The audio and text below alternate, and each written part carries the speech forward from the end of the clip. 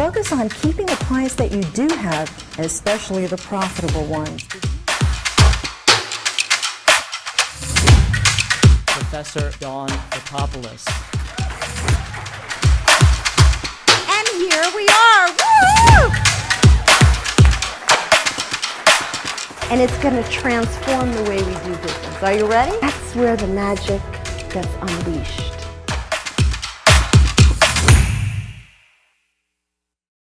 And hopefully that's not going to create a problem. Okay. Hey, Ben, good to see you. Thank you for joining. Good to see you. It's not going to be a huge crowd, and that's okay. Be prepared with questions at the end of this presentation. This will be about a 40-minute presentation. We're going to zoom through a bunch of stuff. Simple, basic business hygiene that isn't happening on the ground. And if we change just a few things about the way we do business, it will completely transform your cash position without killing yourself, which is the whole point. So at any rate, we're going to give it about another 2 more minutes. We are on the clock. Let me just see where we are. Yeah, we're at 11:58. We said we will start at noon, which is my promise to you. We will do that. So think about your questions as you're listening to this presentation. The only people who will have access to this presentation after it is over are the people who are on the live call. Nobody else has access to this. We are not throwing it out there for the entire internet. This is for people who are quite serious about improving their cash flow, their profitability, and ultimately their net worth. So in a minute, I'm going to take you through some statistics that are going to bend your mind. And we are in the business of doubling small business survival rates. That is my mission. And I can't wait to take you through this presentation because I have saved thousands of businesses with what I'm going to show you today. Okay, so I don't know who that is. Would you please mute yourself? Would you mute yourself? And then that way, when you do need to ask a question at the end of this presentation, you can unmute yourself and be happy to answer your question. Okay, so it's really just for just as a courtesy, if you wouldn't mind muting yourself. So I'm Dawn Fotopoulos, and we are getting started right now. So here we go. Professor Dawn Fotopoulos here in New York City. I want to take you through about 40 minutes of strategy with how you can double your cash flow with literally no effort. I know that sounds too good to be true, but I have done this in the real world with hundreds of small businesses, and I can tell you that the responses are unbelievable. And just through changing the way you invoice. So I'm going to talk to you about invoicing strategy. And just as a brief reminder, let's remember what cash really is, okay? Repeat after me. Blood is to your body as cash is to your business. Without blood, you die. Without cash, your business dies. Please stop sitting on all your cash. It is unbelievable to me what I see in the marketplace, okay? And I talk to your accounting professionals, and it's really interesting. They said to me, it's like mind-blowing. I said to them, you know, your people have a problem. They're not invoicing on a timely basis. They're not getting paid for the work that they're doing. And a lot of accounting professionals said to me, they don't have a problem with invoicing. And I'm telling you, most small business owners do have a problem with invoicing, which is why we're talking about the subject today, because the invoice is the tip of the spear.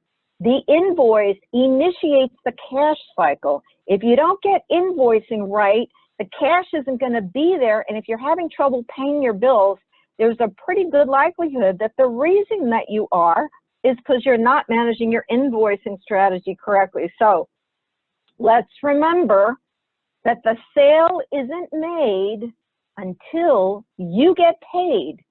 Okay, the sale isn't made until you get paid. And when I was writing the 10th chapter of Accounting for the Number Phobic, I was talking to Norm Brodsky, and basically chapter 10 is an entire transcript of just Norm talking about why it's important to get paid on a sale, because he's a salesman by training, and he said, you know, small business owners do not understand that the sale isn't complete until the client pays you. And in a second, you're going to understand why that is such a radioactive comment. He said, but if you want to know the difference between an expensive hobby and a viable business is predictable cash flow. And what does that mean? That means having enough cash to support the operations of the business as well as your personal life. The business has to do double duty. It's not just there to break even. It's got to support you and your family as well. So everybody, I want you to lift up your right foot. Go ahead, do it. Just do it as a discipline. Lift up your right foot. Okay, you have $1 million sitting underneath your right foot, and you don't even know that it's there, and I'm going to show you how to access it. Okay, so I am Professor Dawn Fotopoulos. I am the award-winning author of Accounting for the Number Phobic, a survival guide for small business owners. And it is the only book on accounting that will make you laugh. It is illustrated by a Disney artist, and it is designed to be breakthrough.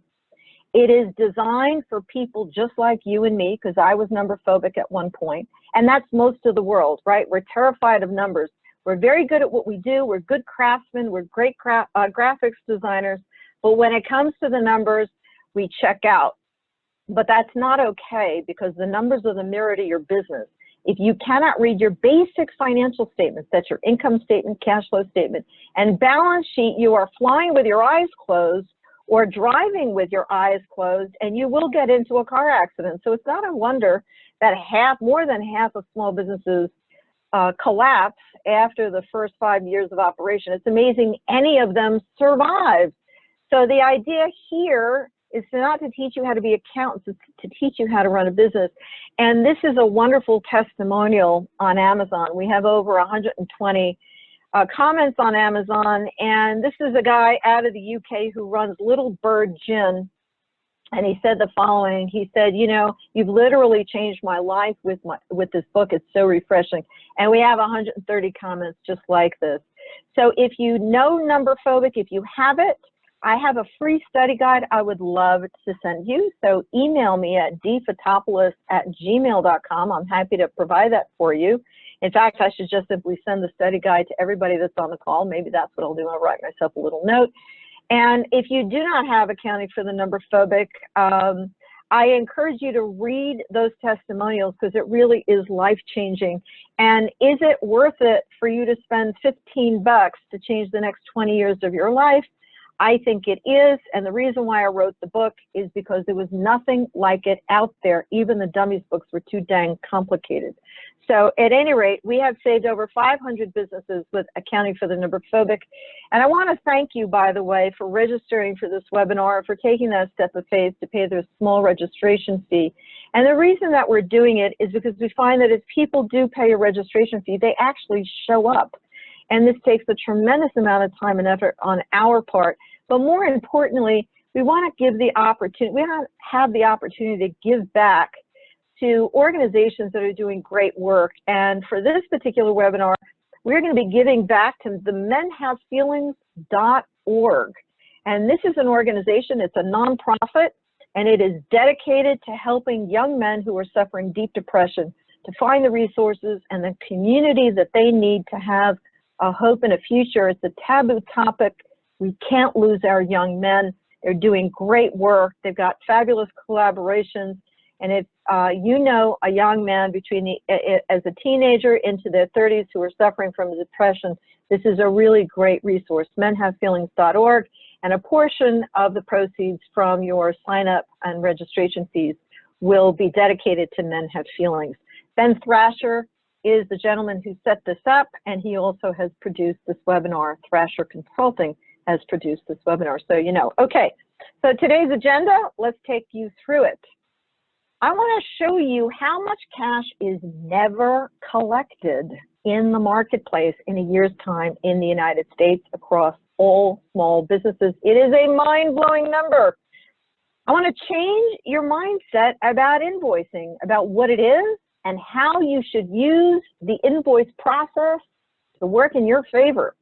I want to tell you when to invoice your clients, because that's a very big deal, because if you invoice them on a timely basis and in a time frame that matters to your client, you actually will get paid faster. I know that sounds hard to believe, but you will. I want to teach you how to create an invoice that is so compelling your clients can't wait to pay you. And does that sound too good to be true? Well, it is true, and I've proven it in the real world. I'll take you through it today. And I'm going to take you through how much to invoice clients so you get paid 2 to 3 times faster. Okay, so it's not just what you put on the invoice, but how much the invoice is worth, and an invoicing strategy that will get you paid faster, guaranteed. And then I want to talk to you about the accounts payable clerk. I'm calling her Susie, just for want of a better name. But basically, this is the person who holds the keys to your cash flow kingdom. And she is like the Maytag repairman, just the most unsung hero in the world. And yet she is so important to your ability to collect against your invoices and to being able to pay your bills. And then last but not least, we're going to give you some action steps, and they're going to be super easy. I'm not asking you to work harder. I'm not going to ask you to do all kinds of crazy stuff. I'm going to give you an invoice management checklist at the end of this. And if you follow this recipe, this yellow brick road roadmap for invoicing strategy, in a very short period of time, I mean within the next 2 to 4 weeks, you're going to see your cash flow improve dramatically. Within 3 months, it could double. Okay, so how much cash is never collected?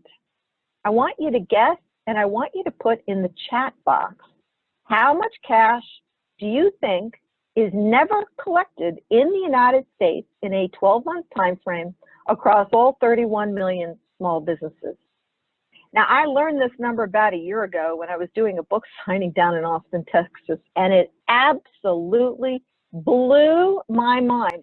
I have asked this question, actually, of about 50 very smart people in the accounting community, and every single one of them was wrong, and they were off by a magnitude of like 100,000.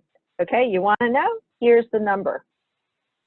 $149 billion is never collected in the United States. And this is a number we got from the IRS. So the IRS is basically calculating how much money has been invoiced and never collected. Are you ready for this? 149 billion. So Matt Darner of Coldbox.co, these guys help to collect against that 149 billion. That's what Coldbox does. It's short for collections box, and I love these guys because they have a great app. It is free to small businesses. If you don't know about them, you should. And we have a very strong collaboration with Coldbox, and it's going to get stronger over time, especially in the second quarter. But we're going to go after that 149 billion. You know what that means?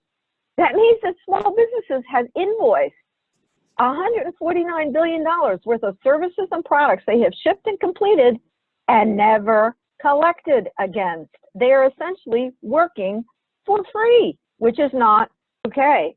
So my mission is to try to collect against that 149 billion. So let's break that number down just a little bit so you understand how many businesses are at risk as a result.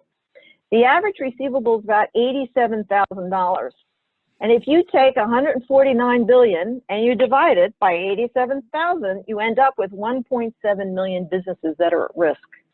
Okay, and if they could all collect that 87,000 that's owed to them by one or maybe many clients, we could actually right the ship in the small business economy in the United States. So my goal for you is for your business to beat the odds. I don't want you to become a statistic. There's no reason why you should have to write off a chunk of your accounts receivables every year after you have sweated blood to ship the goods and to offer the services that you have to your clients, okay? So that's really what today is all about. So the first thing I want you to do is I want you to change your mindset about invoicing. Invoicing is not just an administrative function. It's not just a letter or an email. It isn't. It is a legal and binding document, and it is also like I said, it's the tip of the spear of collecting your cash, but more importantly, it is the moment at which the clock starts ticking. Once you create an invoice and send it to the client, that's when the clock starts ticking on whether or not the invoice has been paid on time or whether it's late and so on. So if you don't get the invoicing right, if you don't ship it out on a timely basis, the likelihood you'll ever get paid is very small. So I want to show you a very, very simple diagram, right? So we know the sale's not made till you get paid. So if you are a service provider, this is pretty much what's going on, very high level, right? Very top line. You get the contract signed. Yahoo, you made the sale, the client wants what you have to offer, then you put the statement of work together and a purchase order together, and in there you tell them how much it's going to cost them, what exactly you're going to do for the amount of money that you're asking them to charge. You got deadlines in there, you got all sorts of stuff in there. It is an agreement. It's a legal and binding agreement between you and the client. If you fulfill your side of the bargain, the client agrees to pay you whatever it is you're asking. Okay, so you deliver your goods and services, and you do a great job, and you're up all hours of the day and night, because I know you are. You tell me that you are. You're working late hours on weekend. You're taking time away from your families, all kinds of crazy sacrifices. You do a fabulous job. And then after it's done, client approves it, you invoice the client, at least you should be. So here's a little wake-up call. In 30% of the cases that I have seen, and I've canvassed about 5,000 small businesses, in 30% of the cases, they never invoice their client. They do the work, they ship the goods, they never send the invoice out. Now, I could go through all kinds of psychological explanations as to why that happens, but it doesn't make any sense. This is the equivalent of shooting yourself in the foot. So that $149 billion is never collected against invoices that are sent out, but it's not the full story. There are tons of invoices that never get sent out. Case in point, I have a carpenter. He's such a great guy, and he's so capable, right? Really talented. He helped me put together a very complicated workstation about 8 years ago. He has never invoiced me for his time, and he spent half a day doing this. And I want to pay him. And I've even reached out to him like half a dozen times. And I said, Kurt, you got to invoice me. I want to pay you. He never sent me the invoice. So I sent him a check for like $300 just so that I could go to sleep at night with a clean conscience. But 30% of the work that's being done in the small business community isn't even an invoice. And then that's why the $149 billion, the $149 billion is at risk, not only because we're not invoicing or invoicing on a timely basis, but we're not collecting what is really truly ours because we're afraid to do that or scared to do that. So just so you know, this particular webinar and all the subsequent webinars we're going to talk about in terms of cash flow management and managing your cash cycle, we're using accounting for the number phobic principles as our textbook. So if you want to get the most out of these webinars, I encourage you to buy the book and keep it, and then we're going to take you through those concepts in these webinars to make the book come alive in 3 dimensions and make it customized and relevant to your particular situation, okay? So this would be chapter 6, actually, in number phobic, 6 and 7. So let's remember a couple of things. There is essentially 3 sources of cash flow for your business, and really only 3. The first is from operations, right? That's the process I just showed you. You sell it, you deliver, you invoice, and then you get paid. That doesn't always happen, but that's the ideal circumstance. And cash from operations is always what you want, because what that is that's your cost plus a premium. That's where your gross profit comes from, or your gross margin comes from, and you run your business on gross profit. You don't run it on revenues, right? You don't run it on sales because there are costs related to running your business. The other way that cash can come into your business is through loans, but the reality about loans is that you have to pay costs of capital, so you've got interest charges, and then you also have to pay it back, okay? It's not your money. The only time you should be getting a loan, by the way, is when you have a purchase order in hand and you need to hire people or you need to pay for cost of goods in order to deliver the order to the client. You shouldn't. Oh, hi there. Who is Wow. this? Okay, could you mute yourself, please? Thank you so much. Okay, and third and last, the way that you can bring cash into your operations is also through equity. Yeah, please hit the mute button and we'll continue. So the bottom line is, don't leave your cash on the table, Well, okay? also he hadn't emailed Invoicing and is stuff, really so key. maybe he got some self-consciousness. Okay, Adam, could you please mute yourself? Thank you so much. That would be great. Okay, so here's what an invoice really is. Your invoices can unlock the hidden cash in your business. It's a legal and binding document, and it is connected to your contract. In that invoice, you need to put payment terms in there. In your sales contract, you need to put payment terms. Do not wait until the project is over to talk about payment terms, okay? You talk about payment terms up front. And the sale is a promise, Okay. right? It is. And Adam, could you mute yourself, please? Thanks so much. A sale is a promise, right? So when you are talking to the client before you actually sign the deal, okay, the sale is a promise. The invoice is the evidence that what you delivered is true to your original contract. That could be a different license. Yeah, okay. Adam, I'll hold off now because they have two jobs. Adam, I mean, can that you school please, looks good. Adam, can you please mute yourself? Well, but I applied for the other. Adam, okay, I'm just going to see if we can mute the players. All right, Well, Adam, yes, are you let's muted? just apply for the 6th grade job. Adam, are you And then, muted? you're on their radar. And then if... Okay, Adam, I'm going to mute you. There we go. Okay, sorry about that, guys. Tiffany, Angel, Alexander, Albert, great to see you. Okay, so guys, sorry about that. I'm just learning the technology too. Here we go. What an invoice really is. Okay, so your sales contract and your invoice needs to be connected, yes?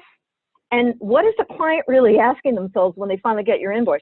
What are we paying for again? Like, what do we ask these guys to do? Right, so your invoice is a testimony to what you delivered. And I'm gonna tell you something no one's ever gonna tell you, all right? An invoice is a marketing document. It is an accounting document, but it's a marketing document because what it basically does is it demonstrates what you have delivered to the client, okay? So why? Because you don't just want to get paid for this particular sale.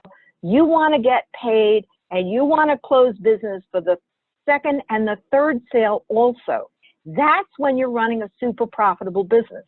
Okay, so the invoice is a testimony that what you said you're going to deliver, you actually did deliver, and then the client's going to connect the dots and go, oh, that's right. That's why we need to pay Adam. That's why we need to pay Angel because she did such a great job, okay? So the key here is the fewer the clients that you have that buy from you with greater frequency is more cash flow and more profitability for your business. That's ultimately what this strategy is all about. Okay, so here's the problem beneath the problem. If you don't think getting paid is a priority, then why on earth should your clients make paying you a priority? So everybody, listen guys, mea culpa, okay? I've done this too.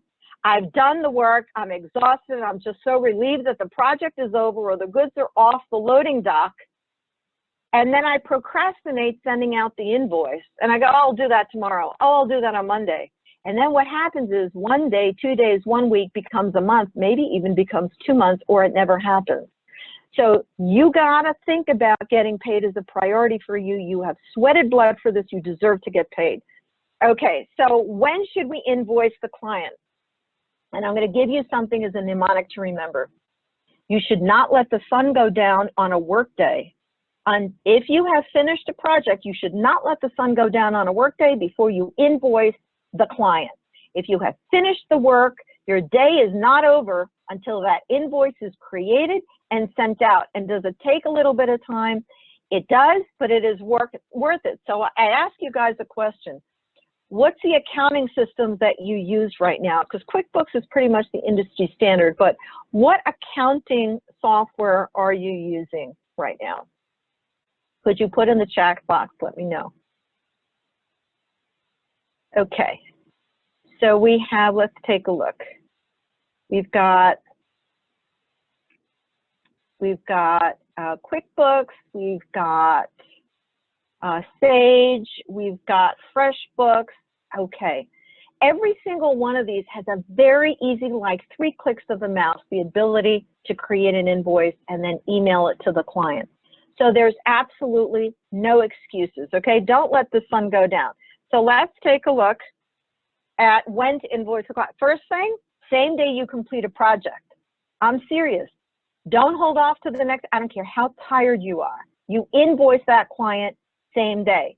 And then the day the client signs a multi-phase contract with you, for those of you who are service providers, invoice the client for an upfront retainer, okay? If you have a multi-phase service project, web designers have this challenge, okay? Photographers might have this challenge. If somebody wants to get on your calendar and be a priority, you absolutely have to ask for some money upfront. They've got to have some skin in the game before you start putting your nose to the grindstone to create a beautiful product for them, okay? So the other thing is, the flip side to that is, after the next phase of the project is delivered, then you invoice the client. So let's say you have you're building a website and there are 3 phases to the design. After phase 1 is the retainer, covers the retainer. After phase 2 is completed and the client approves it, you got to get it in writing, by the way, so that the invoice has teeth, because if they don't pay you, at least you can go to small claims court, or at least you can go to a collections agent. But the client has to sign off on it, and then you invoice same day, and then on the 3rd phase, you invoice same day as well. So remember something too, for those of you who are service providers, there's always a time where the client says, oh, gee, you know, can you just change this, or can you do that? Because as they get into the project, they begin to understand that maybe they want something else that you can do because you're so talented. They want you to do other stuff as well. You got to fill in something called a change of scope document, and all that is basically a memo that says, on this date, you and I had this conversation, and we agreed that the original contract is ABC, but you wanted us to do DEF as well. We agreed that the deadline for DEF is going to be blah, and we agreed that the cost for doing DEF is blah plus blah, and then you ask them to sign it, and that becomes also a legal document, okay? So it's not an invoice exactly, but it is part of a contract that indicates the client's got to be on the hook, both agreement on the new deadline and also an agreement that it's going to cost them more money. And once you put that together and you send it to the client can decide if they want to sign it or not. Sometimes they don't, which is okay. But what that also means is that you're off the hook for that extra work. If they don't want to sign it, you don't do the work, okay? Promise yourself that's how you're going to manage it. So, client billing cycle, I want to talk to you about this. I want you to look at the world from the client's viewpoint, okay? Every client that you have pays bills on a particular cycle. So every month they pay bills on the 20th or the 30th, or they pay it every 2 weeks, or whatever the story is, and every client's different. And this is just basically good cash management hygiene, right? They don't pay bills every single day, because if they can hold on to cash for as long as possible, that actually helps their business, right? It helps their cash flow. But let's agree that if we invoice the client, they have usually about 30 days to pay the invoice. But what you should be doing is you should find out what the billing cycle is and the cash flow cycle is for your top 10 clients. Is it once a month? Then what day of the month do they actually pay their bills? If it's twice a month, then what day of the week do they actually pay their bills? They pay their bills on the 15th and the 30th. That's fairly common, right? Every 2 weeks.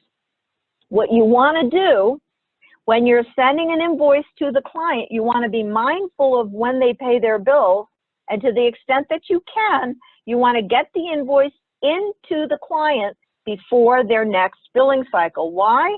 Because if you get into the billing cycle, you don't have to wait the additional 14 days or 21 days to get paid. Are you with me?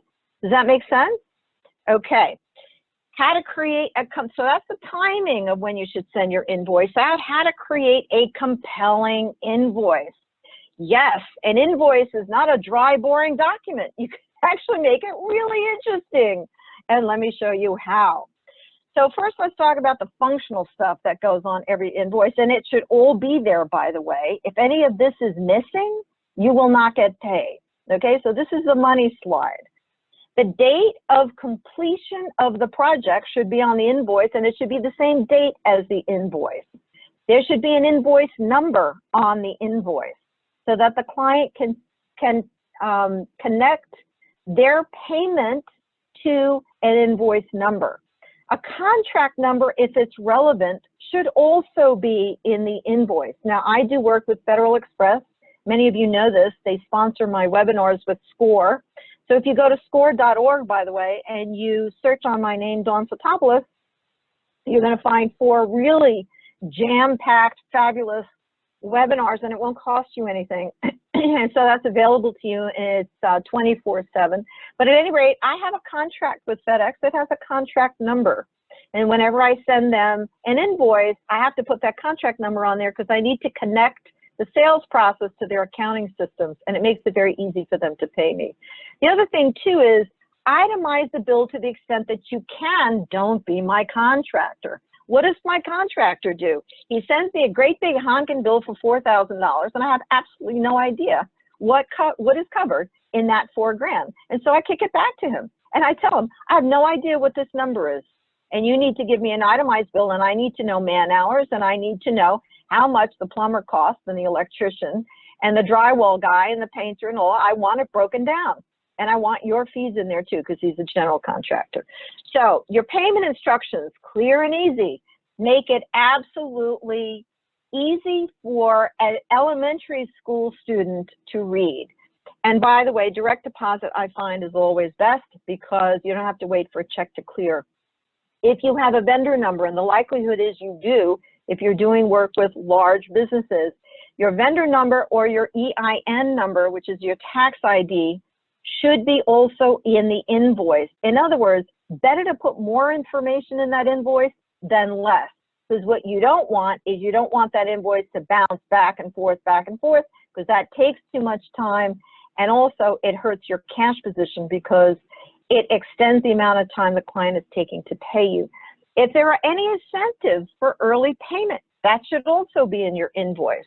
So I have incentives, basically. If somebody pays me, if a client pays me within 10 days, they get a 3% discount, and that helps their cash flow. If there are penalties for late payments, that also should be in there. So again, your payment terms should be an editorial footnote. You can put it at the bottom of the invoice, and if it's the same for all your clients, it should always be there. And if you don't know how to do that, you should ask your bookkeeper or your accountant how to include that in your invoice. But I know that all the software that you guys are using will enable you to do that. The other thing, do not miss this, please. This is what really makes your invoice so compelling. The benefits that the client has received from your hard work, your blood and sweat, should be in that invoice, okay? So it's on time, we got the job done on time, we got it done below budget, the client has gotten 15 testimonials already, the client has 10,000 visitors to their website. Whatever the story is, use one data point that's a benefit of doing business with you. And what that does also is it uncommoditizes the work that you do for your clients, and it makes that invoice really stand out. If the client asks, what are we really paying for? You're telling them what they're getting for what you're asking them to pay.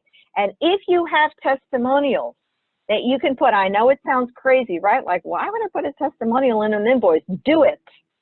Do it, and the client might turn around and say, oh yeah, we're not interested. Or they may turn around and look at that invoice and go, holy cow, that's a big deal. I always put testimonials in my invoices to FedEx. I always do. When we do our webinars, we get fabulous reviews from people that were there. This changed my life. This was so incredibly helpful. You know, where can I get more information? Not every testimonial goes on the invoice, but maybe the top 3 so that the client absolutely knows it was worth it, right? That's the question you want to answer on that invoice. Was it worth it? The testimonials and the benefits answer that question. Okay, so let's take a look at a typical invoice. All right, now this is a little tough to see because it's tiny, So basically that's a typical invoice, right? Your company and your logo and where you do business and you're billing to and where you ship to, and you ship 65 units of whatever it is and you charge $300 a piece, and this is an invoice for about 12 grand. Okay, so what's the problem here? It's not that there's anything really wrong with this invoice, but I gotta tell you, it does not stand out among all the other invoices. If there are 100 invoices that have to get paid at the client, this one is not going to stand out. So the benefit the client received from the goods and services offered is nowhere to be found on this. No testimonials from the staff or end users, nowhere to be found. Nothing about payment terms, nothing about incentives or penalties on those payment terms, nothing out that in here, right?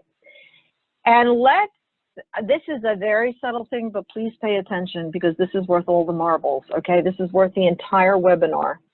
The invoice is too large for the accounts payable clerk to pay it easily. It's a double-digit invoice. It's a $12,000+ invoice.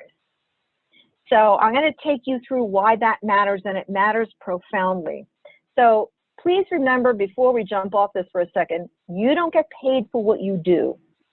I did a bunch of stuff and here's an invoice for 10 grand. No, you get paid for what you deliver. What you do is a means to an end. What is the client ultimately trying to achieve? You're helping them do that.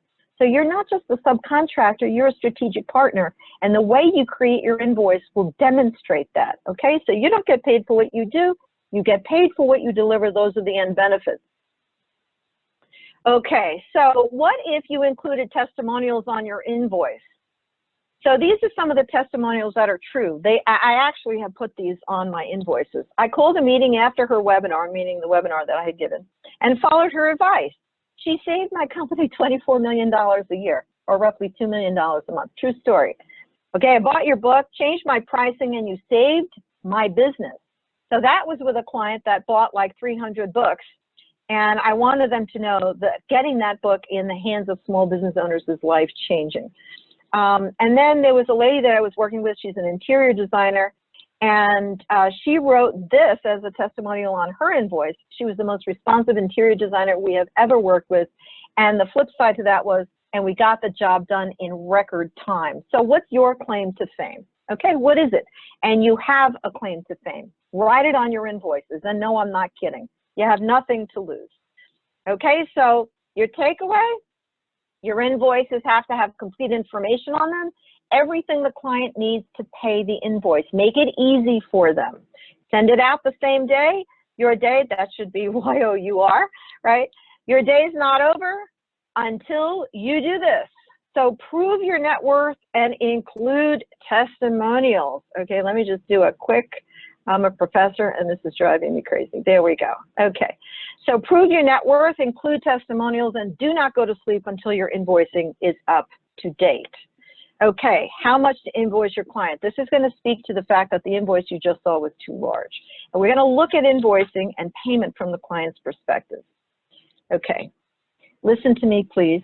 No one is ever going to tell you this, but I'm telling you it operates in the real world, and this will completely change your ability to get paid if you get this. You never send an invoice that is larger than the sign-off privileges of the accounts payable clerk at the client. And it doesn't matter how much the client owes you. So for example, let's assume that Susie works for the ABC company and she's the accounts payable clerk. She's like the Maytag repairman. Nobody respects this woman. She probably works like crazy.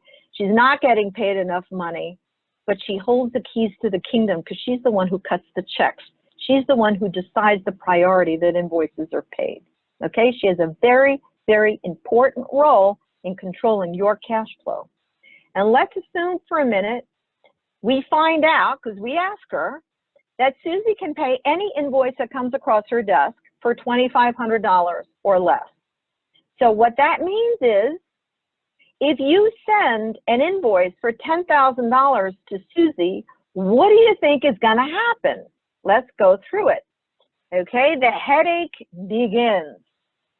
Someday you'll get paid or maybe not. Susie, because it's over her sign-off privileges, has to get sign-off from other people of higher authority in her place of work. And the bigger the invoice, the more sign-offs she needs.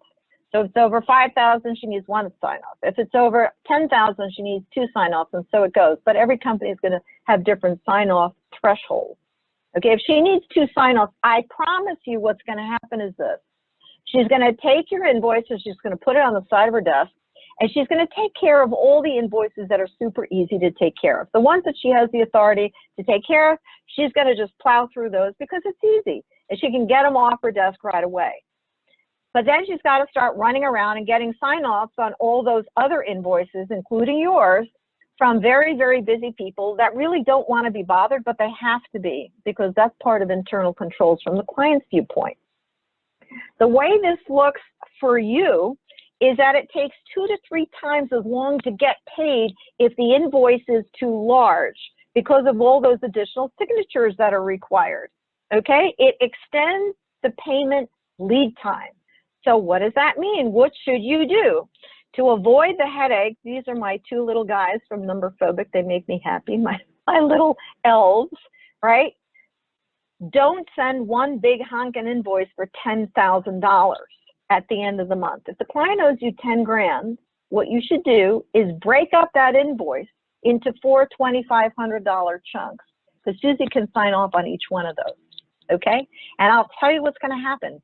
You will get paid at record speed if you do this.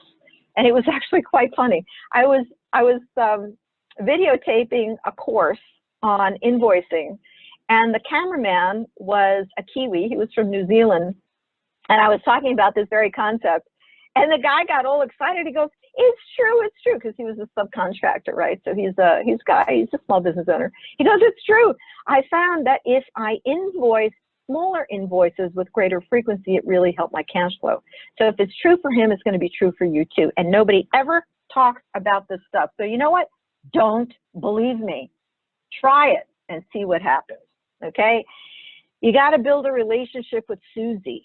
You got to do it, because Susie holds the keys to your kingdom. She does. And I'm going to give you a little anecdotal story in a minute. But the first thing you have to do is you got to know who's cutting your checks at your top 10 clients. And you should write those names down, write their emails down, and you need to be able to develop a relationship with them the same way you do with the people that run the businesses that you do business with, right? The CEO, the president, the founders, whatever. She's very important. She's part of the client team. You need to make her a strategic partner.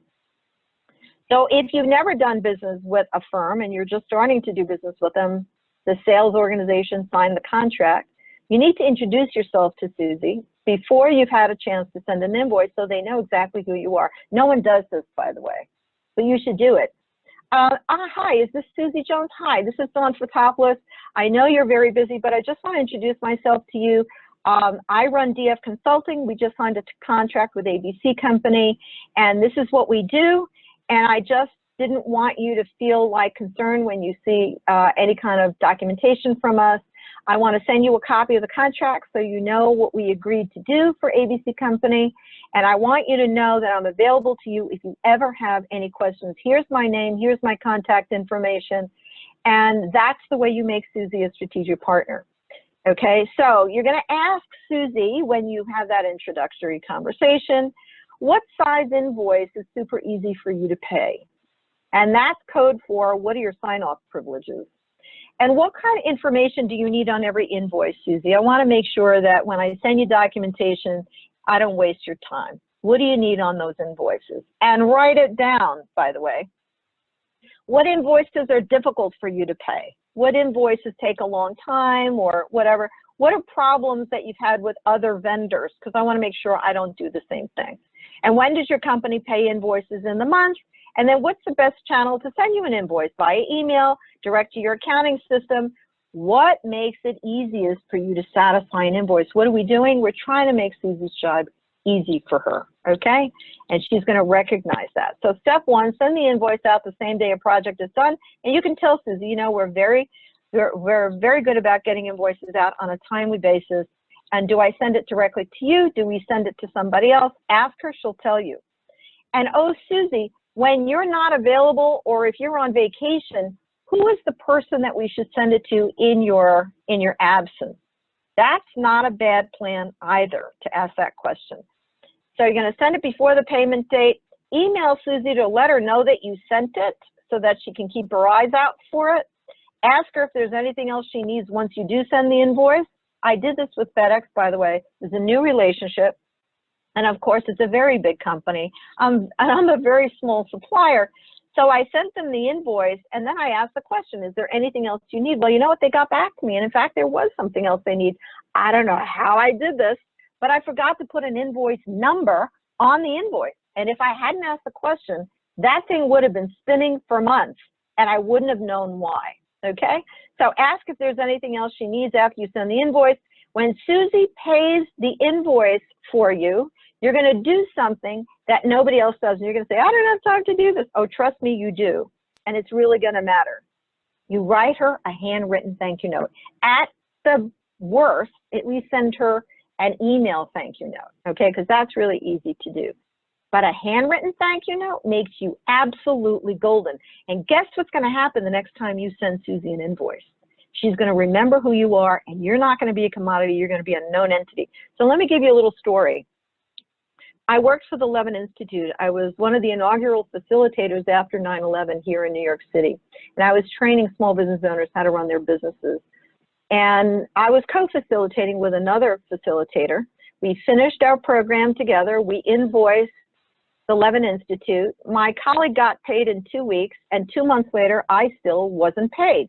When I tried to get some satisfaction through the Levin Institute directly, they threw their hands up. The person who was responsible had left the firm. Nobody knew what happened to my invoice. It was a whole big Megillah. So then what I did is I figured out who in Albany, because it's part of the SUNY system, was the accounts payable clerk for this particular program. And I found her name, and I called her directly, and I said, this is who I am. This is what I do. I sent the invoice. I'm happy to send you another copy of it so you have it. But my colleague got paid in 2 weeks, and it's 3 months later. I'm still not paid. Could you possibly go to bat for me? I just want to get this off my desk, especially at the end of the year. I want to close the year out clean. She was fabulous, this lady. Her name was Lisa. And Lisa took up my banner. She took the invoice. She processed it within 3 days. I got paid, and that was the end of it, okay? So it really does matter. And again, we're doing business with people, not with machines. So you're going to tell me you don't have time for this. But if you have time to find new clients, you have time to invoice the clients you already have. And if invoicing is not a priority, you're leaving. I'm telling you, you're leaving between 10 to 30% of your revenues on the table. And you're giving away your gross margin in cash. Because think about this, okay? If your gross margin is 30% and you're not invoicing 30% of the time, your gross profit is lying underneath that right foot of yours because you're not invoicing. And if you want to know why you can't pay the bills, this is why. So the answer is you don't need more customers, you need more cash flow. Okay, so stop working for free, all right? This is the summary slide. Stop working for free. You got to invoice same day. As soon as you're done, do it, and do it as a discipline. And anybody that works for you needs to do the same thing. You got to invoice your clients as soon as the work is completed, and that invoice, every single invoice, should include the benefits the client received by working with you. And the invoice values, how much the invoice is for, should be consistent with what the accounts payable sign-off privileges are at the client. So remember, Susie, in that $2,500 example I gave you. Smaller invoices, right, $2,500 once a week, with greater frequency will always improve your cash flow versus one invoice for $10,000 at the end of the month. And so make Susie a member of your team, okay? And always find ways to appreciate what she does. And if you know what her birthday is and you send her a little birthday card, I promise you that'll go a long way too. It's not manipulation. It's just really finding ways to thank people who are in thankless roles. Okay, so everybody who's on this call, I want you to raise your right hand, and I want you to make a promise. And don't make a promise to me, okay? Make it to yourself.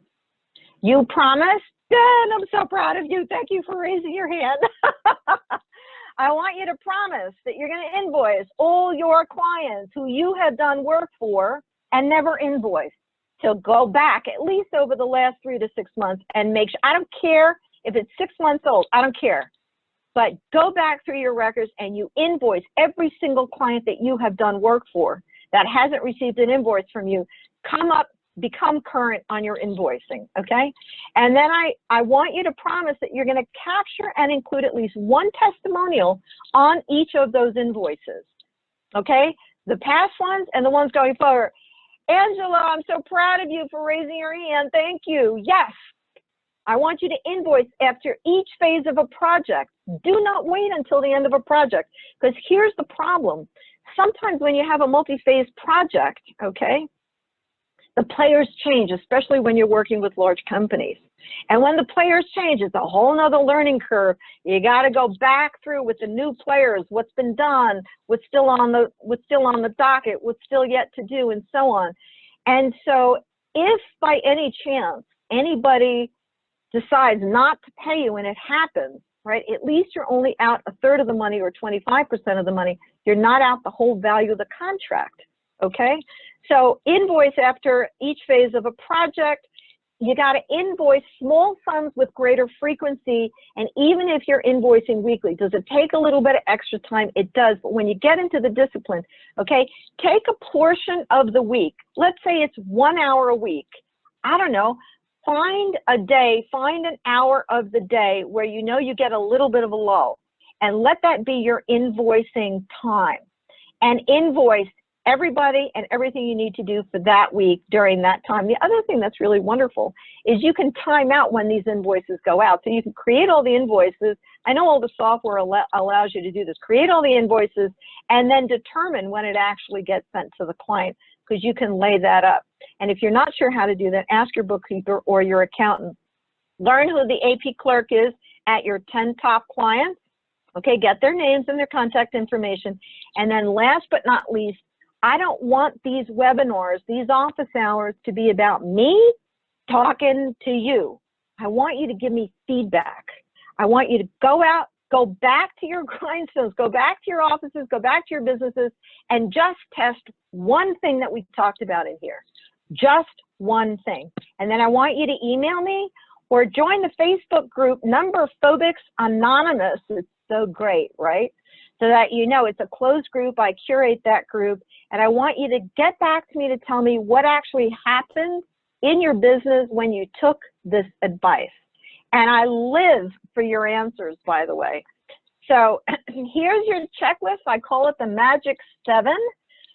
This presentation is available in PDF format, by the way, only to those who have attended.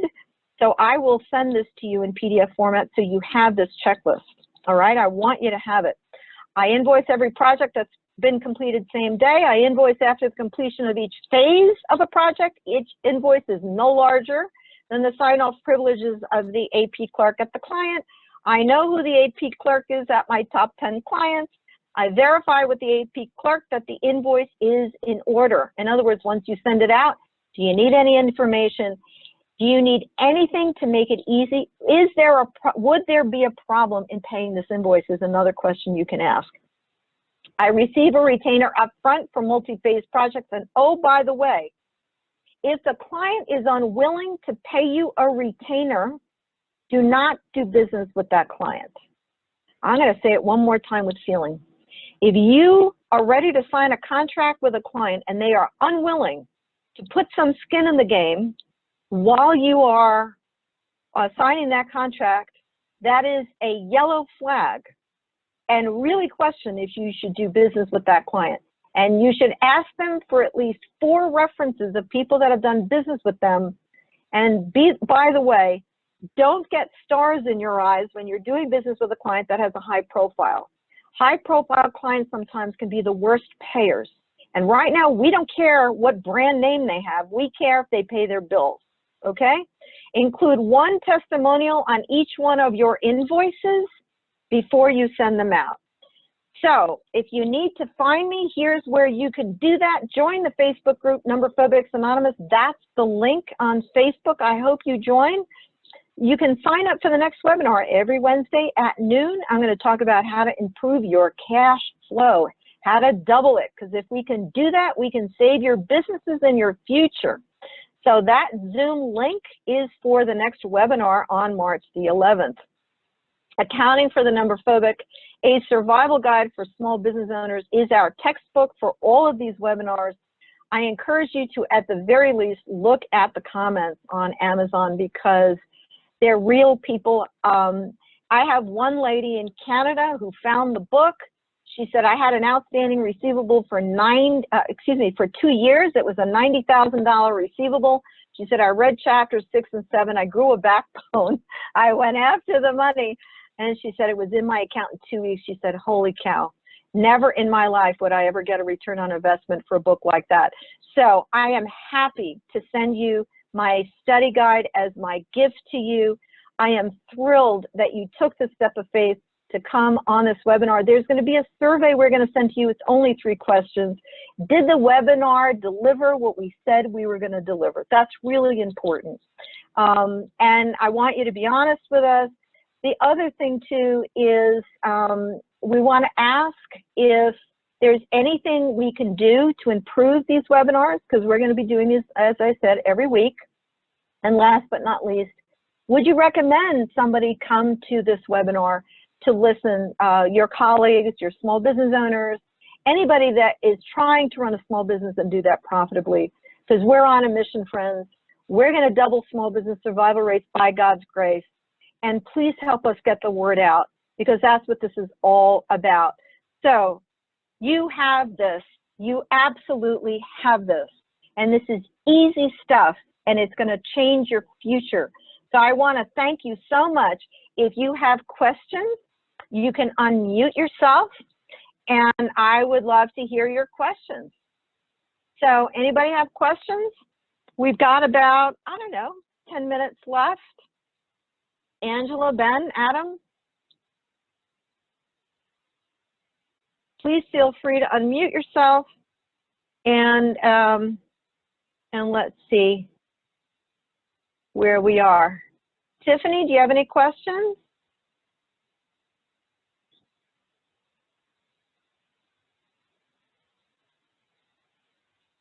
Okay, I'm going to unmute everybody, and I'm going to ask you if you can give me in real time, how was this webinar? Did you get what you thought you were going to get? Was this helpful? This is Angela. Yes, it was beyond my expectations, so I thank you. Oh, thank you, Angela. That's just great. Thank you so much. You're welcome. Anybody else? Yeah, thank you. We're just so thrilled that you're here. You know, we want to get 1,000 people on this call. The more people we can reach, the more people we can help. So, friends, I just want to leave you with 2 more statistics. Thank you very much, Angela, for your comment. But this is what keeps me up at night, okay? We have 31 million small businesses in the United States. 3/4 of them have less than 30 days of cash on hand, okay? That means roughly 22 million small businesses, even more than that, what am I saying? About 25 million small businesses do not even have 30 days of cash on hand. And just so you know, you should have at least 90 days of cash on hand for you to have an adequate buffer through the rough times.